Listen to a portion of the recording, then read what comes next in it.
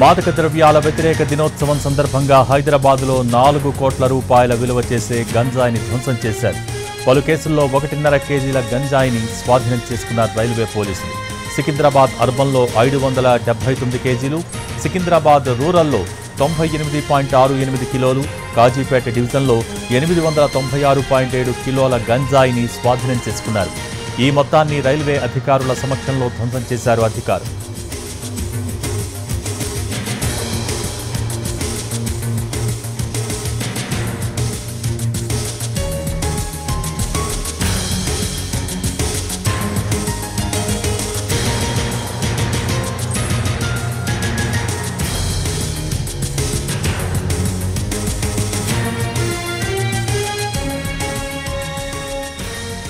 మాదక ద్రవ్యాల వ్యతిరేక దినోత్సవం సందర్భంగా హైదరాబాద్లో 4 కోట్ల రూపాయల విలువ చేసే గంజాయి ధ్వంసం చేశారు. పలు కేసుల్లో 1.5 కేజీల గంజాయిని స్వాధీనం చేసుకున్నారు రైల్వే పోలీసులు.